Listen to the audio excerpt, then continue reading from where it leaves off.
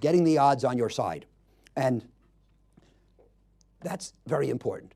We never know what the future holds. Remember what I said. You can't do anything which is sure to be right or anything close to certainty. All you can do is get the odds of a favorable future on your side. So the way I think of this, and this is described in the book at length, because I think it's important, is the future is like a lottery. There's a bowl, and it's full of lottery tickets. And the lottery tickets are the possible future outcomes. And there are many of them. And it's because there are many possible future outcomes that the world is uncertain and investing is risky. And something, fate, or whatever you want to call it, reaches into the bowl and pulls one ticket. All the tickets in the bowl are the possible outcomes, and the one that is selected is the actual outcome. And we never know which one it's going to be.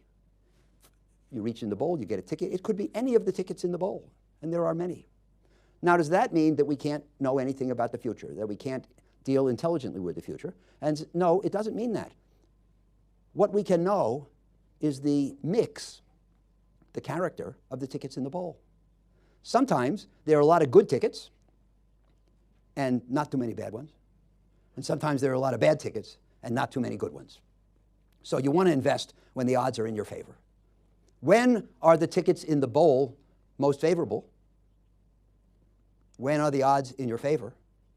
When we're at a low. When are the tickets in the bowl unfavorable? When are the odds against you? When we're at a high.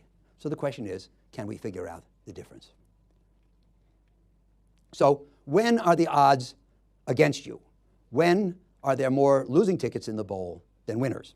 And the answer is, if you put all the things together that I've said so far, when there's a high level of investor optimism, when investors are spurred on by greed and excitement and jealousy of other people's good results, when there have been good results in the market to date because that reassures people, when investors are happy with their gains or jealous of the gains of others, when there is unwise risk tolerance, and when there's eagerness to supply capital.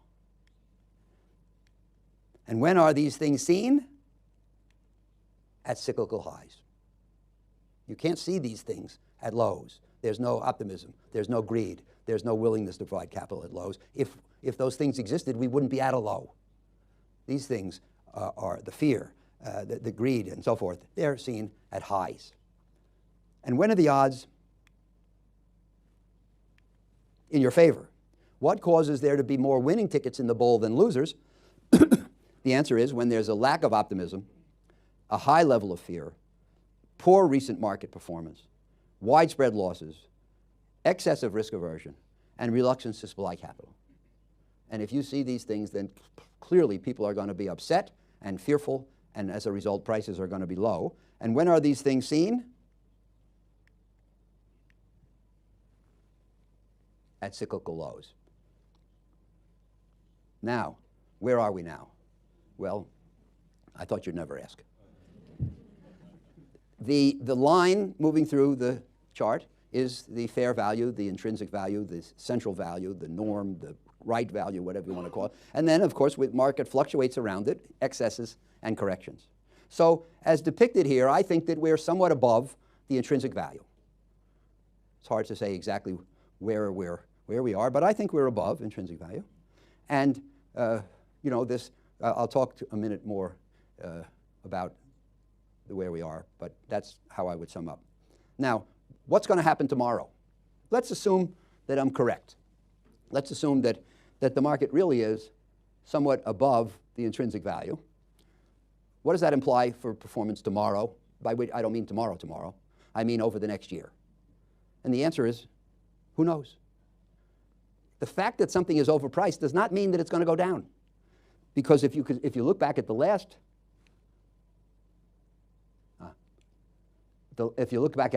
cycle, the last time we were at the same place, you can see that it went much higher. So the fact that we're a little bit overpriced doesn't mean we're not becoming more overpriced. These trends continue until they stop. But the question is, where are the odds? And it is true that from this point in the cycle, we can have up or flat or down. All three are possible. Does that mean that they're equally possible? And the answer is no.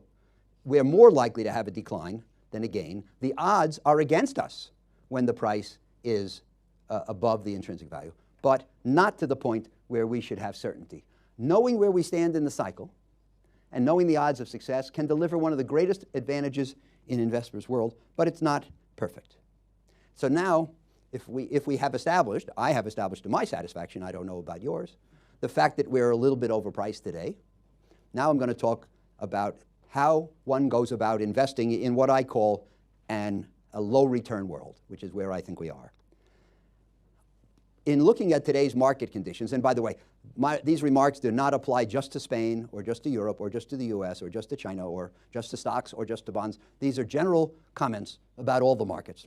But when I look out today, I see that the uncertainties are unusual in terms of their number and level, that prospective returns in many asset classes are relatively low, that asset prices range from full to excessive, and risky behavior is common. The bottom line for me of these four things is that we are living in a low return, high risk world. But our money has to go someplace, and the rest of this presentation will be about how we figure that out. Now, I look out at the environment of the last couple of years, and what do I see? We're in the 10th year of an economic recovery in the States, and the longest recovery in history ran 10 years. In fact, we're in the 11th month of the 10th year. So by historic standards, we're getting very late in the cycle. There is no rule that says because there's never been a recovery in the States that went beyond 10 years, this one can't either. There's no gate that comes down on the 10th anniversary and says the recovery has to stop. But what? What are the odds? What are the odds that the economic recovery continues for another 5 years? Or what are the odds that it stops relatively soon, but certainly not today? We're in the longest bull market in history. Stocks have risen. You know, the low was reached on March the 9th of 09. So we're more than 10 years into the bull market. It's more than any other in history.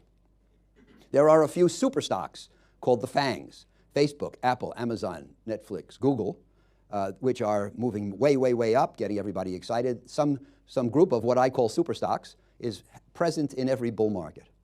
There's very strong demand for corporate credit. I wrote a memo in September entitled "Too Much Money Chasing Too Few Deals."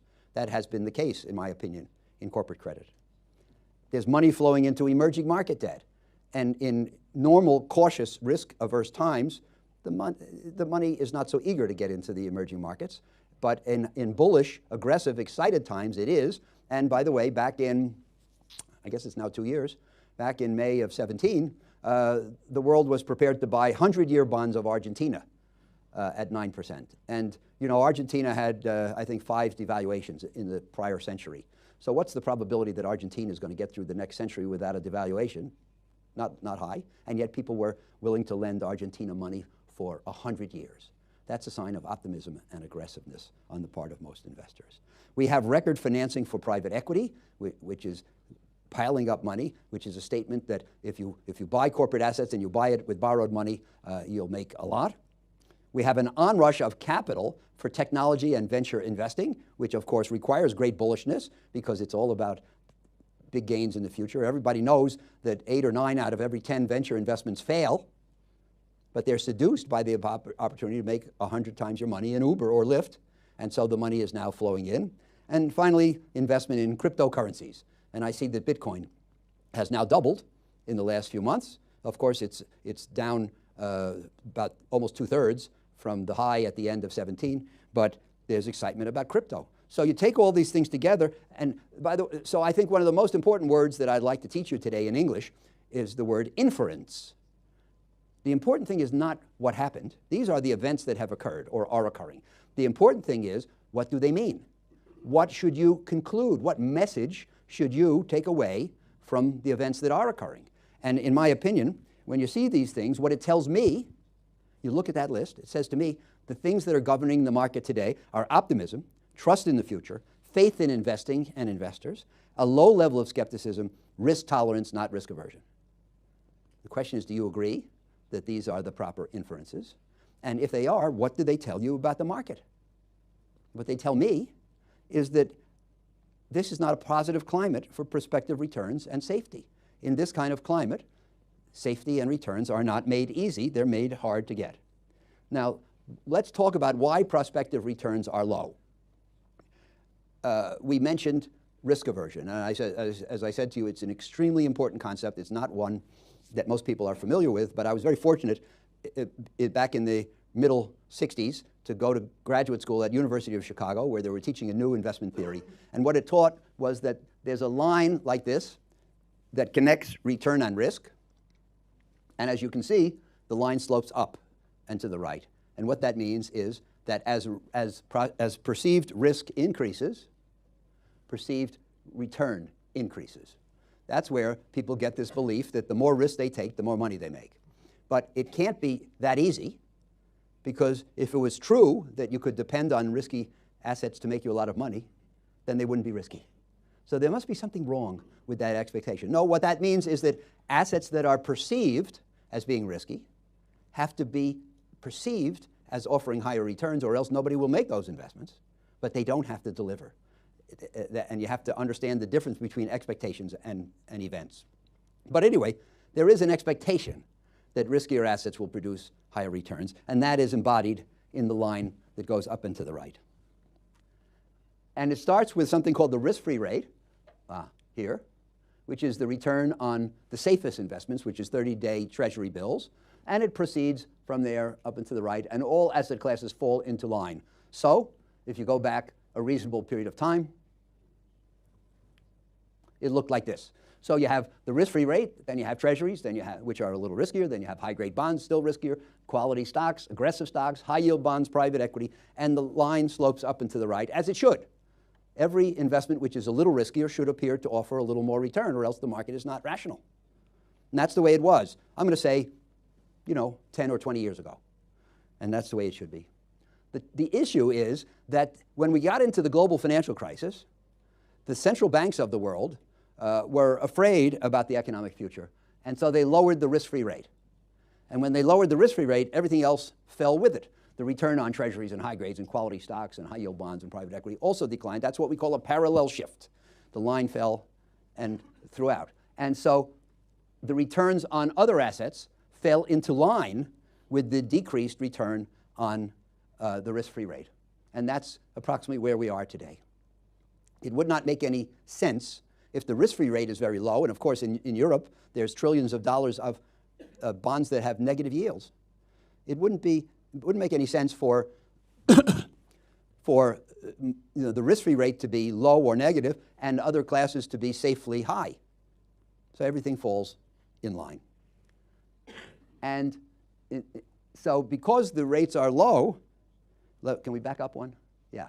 You can see that the people who used to invest here and get good returns with safety now have to go out here to high-risk behavior to try to get the similar return.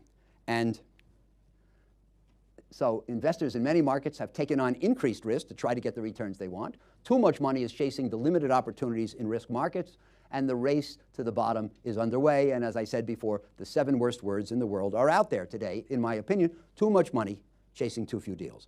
If that's true, you want to know about it. Maybe you don't want to participate in that giveaway. Now, as investment managers, as your bank, what can we do for you? Everything we do falls under one of 2 headings: asset selection or cycle positioning. Asset selection means trying to hold more of the things that will do well and less of the things that will do less well. And cycle positioning means trying to have more money invested more aggressively when the odds are in your favor, and less money invested aggressively when the odds are against you. It doesn't mean in, out. People always say to me, is this the time to get in or get out? Is it the time to buy or sell? And the answer is it's not black or white. It's more aggressive sometimes and more defensive at other times. And some people say, well, there is no better or worse time to be aggressive or defensive. And I think that that's selling short, because if you say that, then you're giving up on the second of these features. And I think the second pursuit can be very valuable. Now, I believe that there are times for aggressiveness and there are times for defensiveness. When prices are low, pessimism is widespread, and investors are fleeing from risk, most investors, that's the time you should become aggressive, or we. But when prices are high and enthusiasm is every place, and investors are risk tolerant, that's the time to be defensive. I think it's very easy to see that. It's not so easy to do. It's not so easy to understand. It's not so easy to take the action, but that's the very simple formula. So if you agree, then the question is, which time is this? Are investments rich or cheap? Where do we stand in the market cycle? How should we be positioned versus our normal risk posture? Is today, if you have a certain normal risk attitude, today should you be more aggressive or more defensive? It's a very simple question. Should we emphasize offense or defense? Should we worry more about losing money or worry more about missing opportunity? Today, will there be a reward for money and nerve to invest, or will there be a reward for conservatism and risk control? And our mantra today and recently, last few years, has been move forward but with caution. Things are not so bad that we have to be terrified and not move forward, not invest. We are essentially fully invested today, but with caution, which means that our portfolio, we're always cautious at Oaktree. Our portfolio is even more cautious than usual today. We are fully invested with a cautious portfolio, and I think it's a good formula for success. Now, you should say, well, why not no investments? Well, the answer is we can't be sure that the future is bad. Why not fully invested? Well, we can't be sure that it's good, and the evidence to me is that it's not quite good. So fully invested, but with caution. So here's the last slide. As I said to you, I think we're in a low return world, and if so, the options are limited. You can invest as you always had and expect your historic returns, but the truth is they're not out there because nothing yields what it used to yield. It used to be a bond yield 5, today it may yield negative. So you can't get your historic returns by doing the things that you used to do historically. So maybe number 2. Number 2 says you should invest as you always have and expect that the returns will be lower. And that is mature. That's grown up. It's not fun, but it's the truth. Number 3, you can reduce the risk in your portfolio to prepare for bad times and accept a return which is even lower still. And that is cautious. Number 4, you can go to cash at in your case, a negative return and wait for a buying opportunity.